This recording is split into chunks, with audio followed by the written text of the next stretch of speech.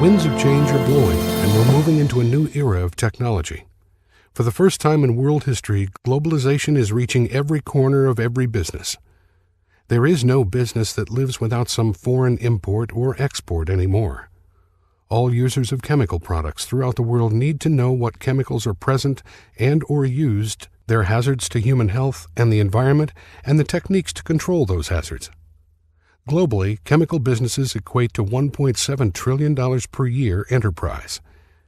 In 2003, the United Nations adopted GHS, the Globally Harmonized System of Classification and Labeling of Chemicals. GHS gives the whole world the criteria for the classification of hazards to human health and environmental hazards. GHS clearly states what information should be listed on chemical product labels and safety data sheets.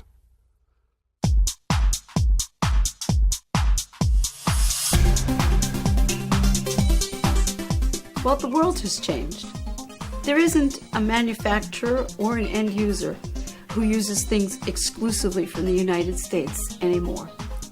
And when hazard communication came in, it was great because it brought together a whole bunch of problem areas into a clear material safety data sheet with a lot of information that was available.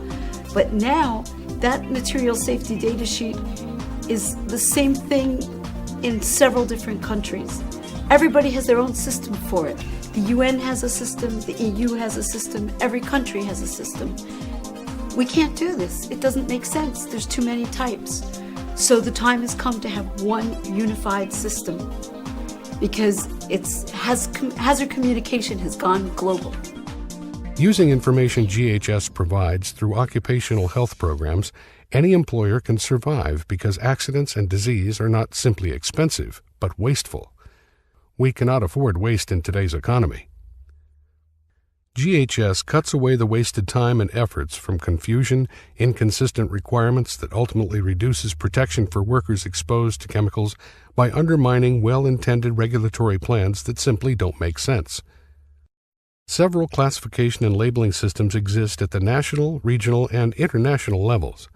While the laws and regulations are similar, they are different enough to require multiple labels for the same product depending on where marketed for international trade.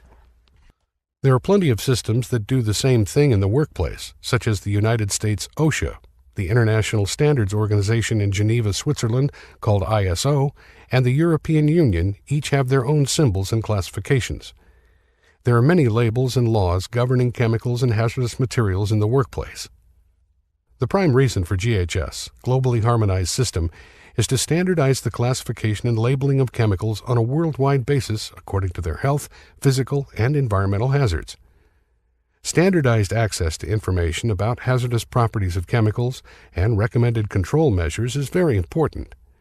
Without one unified system, it is impossible to feel safe and secure that the best practices have been applied in the handling, storage, and transport of dangerous chemicals.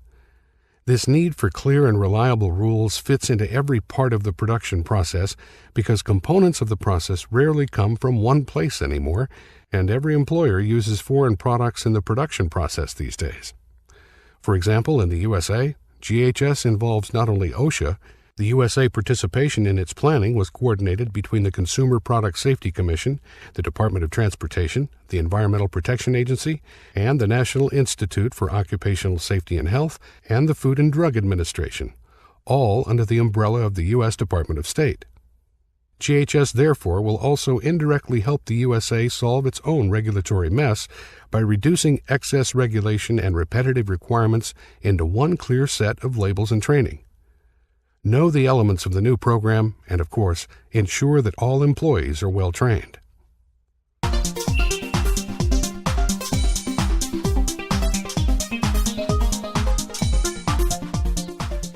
Well, we don't know the precise details yet because GHS will in fact be deliberated by committees of experts across the next few years. But what we do know is that employers who already have a good system in place will simply replace their material safety data sheets and some of the vocabulary in their training that's already in place with the global system. It's for an employer that's already on track, it's not going to cost anything. It's the employer that hasn't put their programs together that is going to have to put something together globally, and that will be a little expensive. But the employer that has a good program isn't going to face any new cost. There is no international implementation schedule for the GHS. There are two reasons for this. First, each nation that participates in GHS has the right to apply, reject, or change the system under its own system of laws. Second, some chemicals are already heavily regulated. So employers and suppliers will be eager to put into place one clear system that replaces parallel but confusing systems already in use. For new chemicals or new uses of existing chemical substances, such as the nanoparticle versions of existing chemical uses, there may be a time lag between the development of these materials, their use in industry, and the global understanding of their strong points and risks. Such risks may differ at the molecular or nanoparticle level from the risks already understood, and therefore will require new procedures or maybe even new laws for the same substance.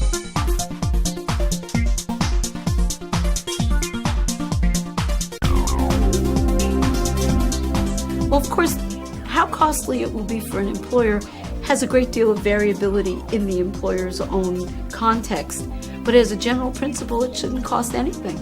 If you're doing a great job with a safety training program and you've got health protections already in your infrastructure, then it's simply to change a few forms and a few of the language and the symbols on a few of the more explosive things, the more toxic substances, but it's not anything new. The person who has no infrastructure has to build one now. GHS is not a formal regulation or a standard, but it is a vital link to active participation in the global business network for safe and healthful production, distribution, and use of very dangerous substances. The Purple Book provides important information regarding the hazard classification and communication provisions with information on how to apply the system to any company.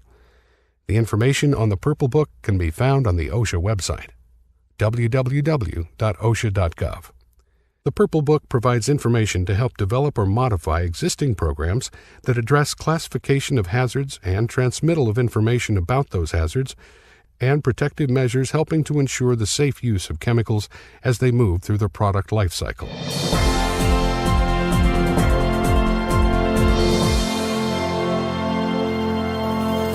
The focus of this program is to introduce you to what you will need to know about the new GHS that OSHA will adopt. First, how they differ from traditional OSHA HAZCOM, and then second, when and how to implement the changes. The new system takes advantage of pictograms, hazard statements, and signal words such as danger and warning to communicate hazard information located on product labels and safety data sheets. MSDS will soon be called Safety Data Sheets. Written hazard communication plans must be revised to look the same worldwide under GHS.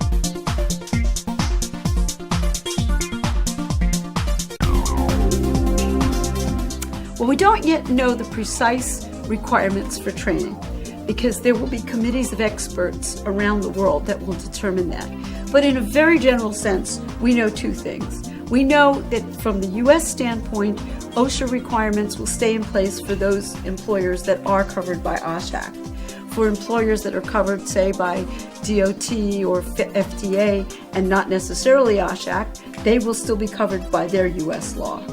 And what we also know is that under the international law, the norms protecting worker health and providing for training will also remain in place. So, for example, the International Labor Office Convention C-155, which talks in great detail about requirements for right to know and information provided to workers, will remain good international law. How those will be fine-tuned will, of course, be a long-term process.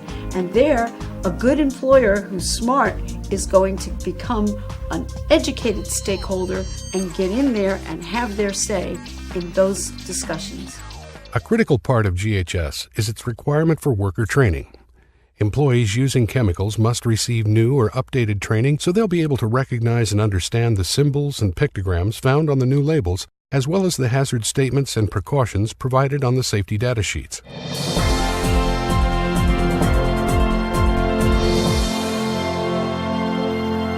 Currently, training procedures for hazard communication in the United States are more detailed than the GHS training recommendations. Therefore, educating people on updated chemical and product classifications and related pictograms, signal words, hazard statements, and precautionary measures will be the basis of most training. But GHS requires basic training for more products and more of their downstream uses. For example, if products are imported from countries that implement GHS prior to the United States and Canada, employee training must begin when those products are purchased, so employees know what GHS requires them to do when the products arrive. Video and online or classroom options for training are an important part of GHS because the training will be a bit more complex and require additional classroom training.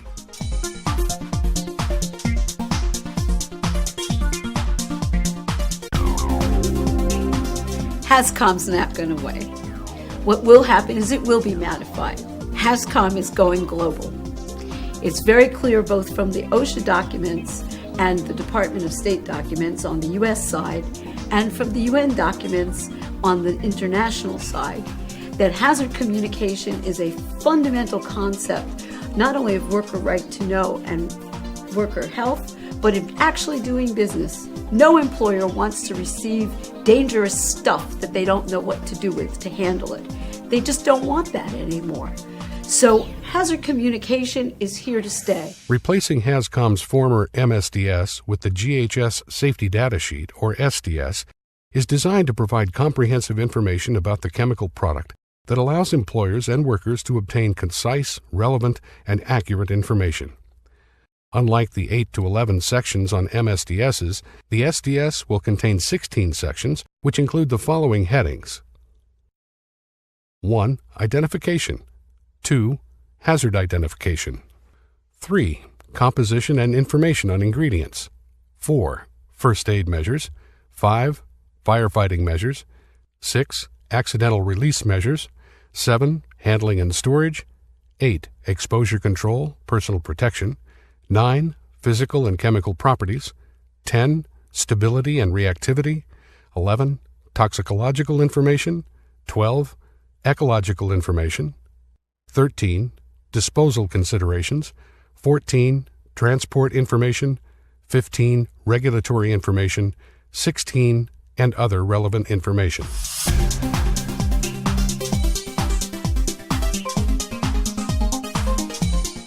There's lots of advantages of global harmonized system.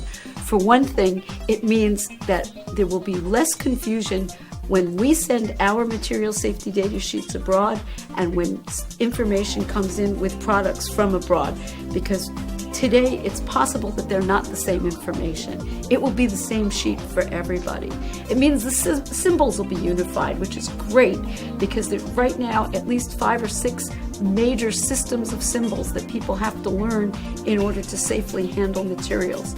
And the best thing of all is that you could go anywhere in the world, and with the training that you have from your home employer, you could go into a work site and know exactly what's going on because the symbols will be the same, the safety sheets will be the same, and the training requirements will be the same.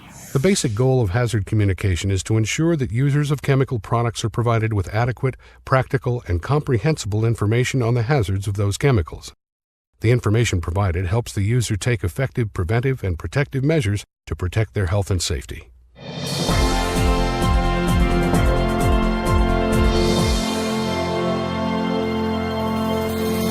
The new program includes information relating to hazard communication elements on the label. The label will include hazard information such as signal words, pictograms, and hazard statements. There has been some concern about the size of the pictograms as they might be confused with a transport pictogram or diamond. It should be noted that transport pictograms are different in size and appearance than the GHS pictograms, which would be smaller than transport signage.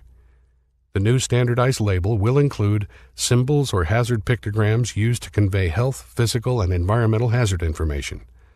A new hazard symbol featuring a white sprawling mass within a bust of human is introduced, which is used for carcinogens, mutagens, reproductive toxicity, aspiration hazards, respiratory sensitizers, and substances which have target organ toxicity. In addition, harmful chemicals and irritants are also marked with an exclamation mark. Label pictograms will have a black symbol on a white background along with a red diamond frame. Transport pictograms will have the background symbol and colors currently used in the UN recommendations on the transport of dangerous goods. Signal words such as danger or warning will be used to emphasize hazards and indicate the relative level of severity assigned to a hazard class and category. However, some lower-level hazard categories will not use signal words. One signal word corresponding to the class of the most severe hazard should be used on a label. Standard hazard phrases will be assigned to a hazard class and category that describe the nature of the hazard. An appropriate statement for each GHS hazard should be included on the label for products possessing more than one hazard.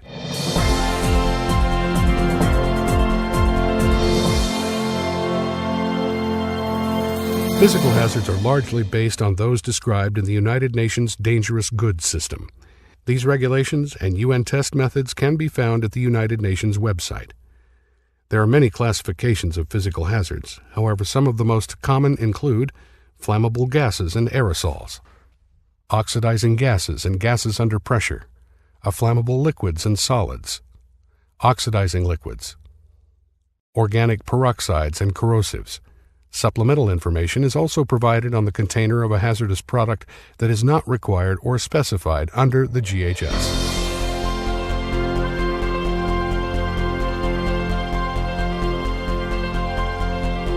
GHS provides that the concept of chemical hazard communication is going through some major changes, and all are for the good. The joint effort is expected to have positive, far-reaching effects on the health and safety of workers and citizens around the world. The key to GHS is taking the time to read and gain a solid understanding of the changes, adopt the elements of the new program, and of course, ensure that all employees are well trained. This new change will benefit the health and safety of persons using, handling, storing, or disposing of chemicals, but it will save businesses headaches, money, and time. For the employer that doesn't have an adequate program, this is a problem, because now it's not just the U.S. OSHA or DOT or EPA that's going to care about their willingness to participate and the inadequacies. Now it's going to be internationally. If they ship to Bahrain, Bahrain can say, well, have you complied with the international global program? And if you say no, you may be violating law in Bahrain, whether or not OSHA thinks it's a good idea. So the time has come to really put together a program. The benefit is for the employer that's up to speed, they can go anywhere. This is a license for freedom in the best sense of the free market. It's for the employer that isn't up to speed that this is a problem. There's going to be nowhere to hide. There's not going to be a place that you can send stuff or a supplier that can ship you stuff that's not going to be touched by this global program. So for the employer who hasn't yet put their program together, it's going to be very costly to get up to speed once those rules are in place. There is a long lead time, and that's on purpose, because a lot of people have to coordinate, and they want one predictable, coherent rule worldwide. For the employer that's part of that, it's going to be huge cost savings. And in fact, the cost savings are so tremendous, it's the employers that are the drivers behind this. If you look at something like the International Standards Organization, which is an employer-based program, you will see that they are spending money and time not just publicizing GHS, but actually getting in there and creating the materials that will be the components of the program. This is a tremendous opportunity for the coordinated employer that's got a good program, but it's going to be lethal for the guys that don't have anything at all.